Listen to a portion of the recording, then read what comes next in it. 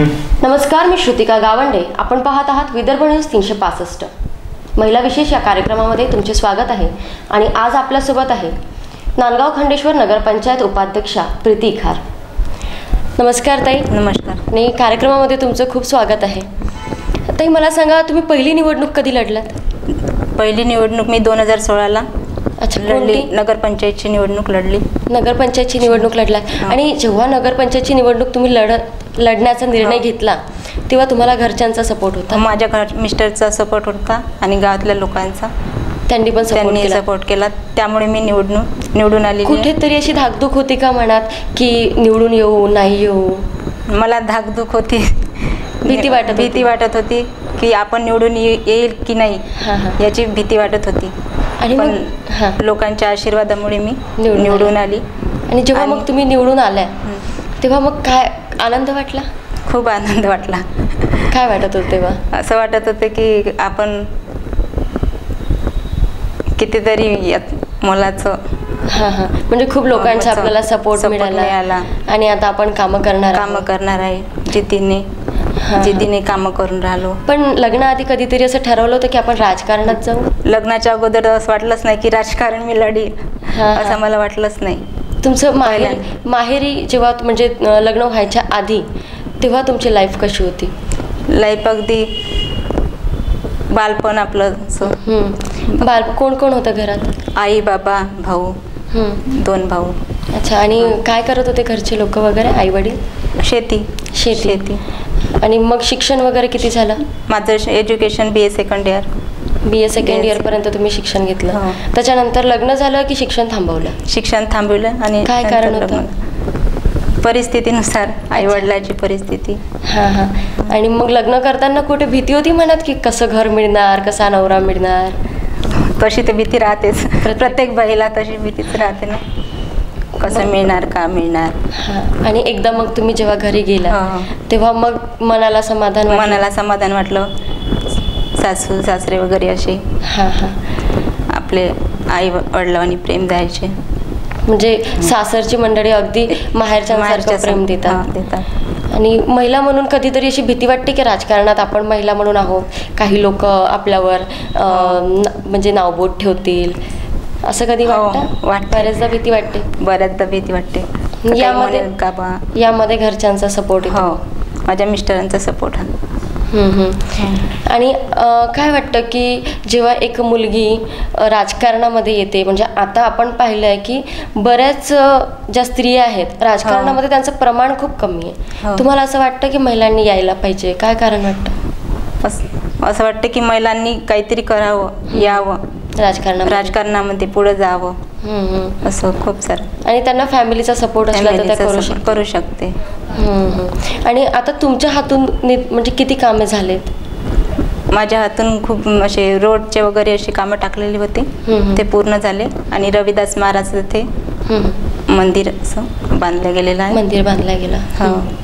1 कोटी रुपयाचे ते कामं केलेले आहे. अच्छा. अरे वा. 1 कोटी रुपयाचं फंड आणून तुम्ही कामं केले ते. आणि यासाठी मग गावकऱ्यांना पण चांगलं वाटलं असेल? गावकऱ्यांना पण चांगलं वाटलं. काय लोक काही प्रतिक्रिया देत असतील? मार्गदर्शन वगैरे करतात. आणि काम वगैरे ठीक चाललं असं पण सांगतात. आणि तसं मग आता हे सगळं बाहेरचं तुम्ही सांभाळतातच, पण घरचंही सगळं सांभाळावं लागत असेल? घरचं पण सांभाळावं लागते ना. घरी काय काय कामं सुरू असतात? सकाळपासून ते रात्रीपर्यंत कसा शेड्यूल असतो तुमचा? सकाळ झाली की आपला लेकरांचं शिक्षणाचं आधी पाहावं लागतं. त्यांचा डब्बा वगैरे, त्याची शाळेत जाण्याची वेळ, घरचे काम, त्याचं पूर्ण टाइम टेबल वगैरे आपल्याला सेपमध्ये करावं लागतं. सगळं स्वयंपाक वगैरे करून पूर्ण जेवण त्याला देऊन. आणि समजा राजकारणात तर तुम्ही काम करतच आहे, घरचंही घरगुती काम करता, बाकी आणखी काही छंद आहेत? आणखी काही वेगळं काही काम करायला आवडतं? नाही, बचत गटाच्या वगैरे. बचत गटामध्ये पण तुम्ही आहात? त्याच्यामध्ये काय असतं, म्हणजे बचत गट काय काम करता तुम्ही नेमकं? मी बचत गटामध्ये नाही आहे, असे हे केले गट तयार. अच्छा. बचत गट तुम्ही स्वतः गट तयार करून दिलेत महिलांना एकत्रित आणून? म्हणजे फार चांगलं आहे. कुठेतरी स्वतः त्या बाहेर निघाल्यात आणि दुसऱ्या महिलांनाही आपण सपोर्ट करतो, एकत्रित आणत आहोत. कुठेतरी एक वेगळं मार्गदर्शन. आणि यासाठी घरच्यांचा तुम्हाला पूर्ण सपोर्ट आहे? माझ्या मिस्टरांचा खूप सपोर्ट आहे मला. म्हणजे आपण प्रत्येक स्त्रियांच्या मागे बघत आहोत, जेवढे काही आपल्या मुलाखती होत आहेत, प्रत्येक स्त्रीच्या मागे कुठेतरी तिचा नवरा उभा राहतो, म्हणून ती खंबीरपणे बाहेर निघू शकते, उभी राहू शकते, है ना? तुम्हाला काय वाटतं की तुम्ही काय सांगाल की स्त्रियांसाठी सगळ्यात जास्त महत्त्वाचं कोण असतं? मिस्टर त्यांचे. त्यांनी जर सपोर्ट केला तर ते सर्व काही होते. आणि जर समजा त्यांनी जर कुठेतरी अडवलं तर त्यांनी निघू नाही शकत बाहेर? नाही. तुम्हाला किती मुलं बाळ आहेत? मला 2 मुलं आहेत. कशी आहेत? एक फर्स्ट स्टँडर्डला आहे, एक नर्सरीला आहे. मुलगी मुलगी आहे? 2 मुलं. 2 मुलं? हां. अच्छा. 2, एक फर्स्ट स्टँडर्डला आहे आणि एक नर्सरीला आहे. एक छोटा मुलगा इतका हे आहे, मस्ती करता. एक शांत आहे आणि अभ्यासासाठी सतत धावत राहावं लागत असेल त्यांच्या मागं.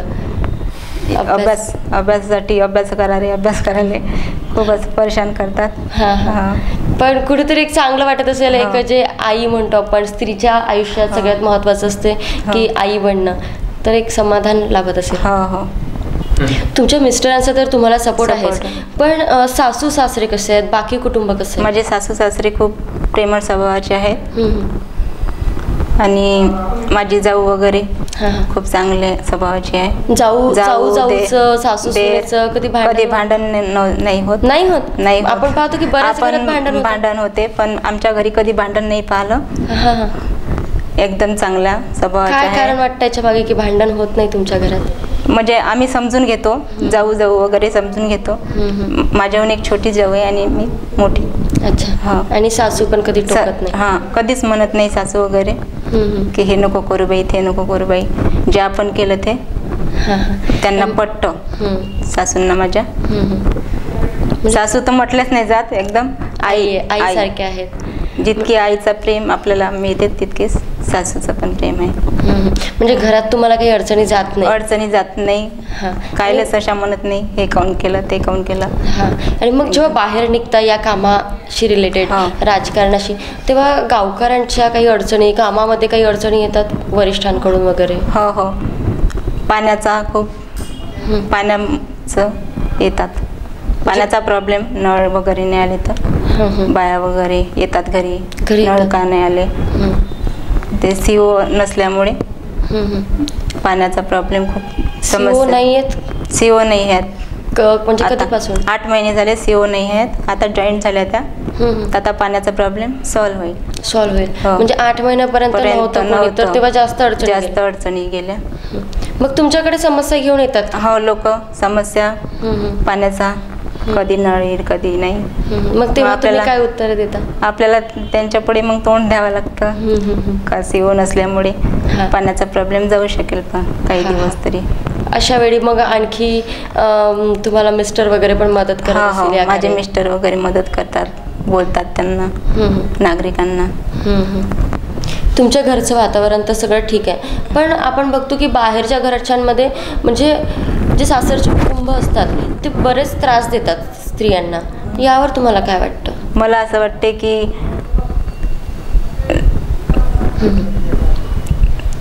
आमच्या घरी जसं वातावरण आहे फ्री, तसंच दुसऱ्याच्या घरी राहावं. आपल्या मुलीसारखं सांभाळ करावा, प्रेम द्यावा. जसं आपल्या मुलीला आपण प्रेम देतो तसं सुनेला वगैरे प्रेम द्यावं. तिचा छळ करू नये. सुनेला आपल्या आई वडिलांसारखे प्रेम द्यावे. तर या होत्या आपल्यासोबत नांदगाव खंडेश्वरच्या नगरपंचायत उपाध्यक्ष प्रीती इखार. कमी बोलण्यात मात्र त्यातून त्यांनी फार मोठा संदेश दिला आहे की सासरच्या मंडळींनी जर सुनेला आईवडिलांप्रमाणे वागवलं तर हा छळ जो कुटुंबियांकडून केला जातो हा कुठेतरी ह्याला आळा बसू शकतो आणि स्त्रियांनी बाहेर निघावं, मात्र तेवढी स्वतःची काळजीही घ्यावी. ताई, खूप खूप धन्यवाद. तुम्ही आलात विदर्भ न्यूजला, तुम्ही तुमचा मौल्यवान वेळ दिला त्यासाठी धन्यवाद.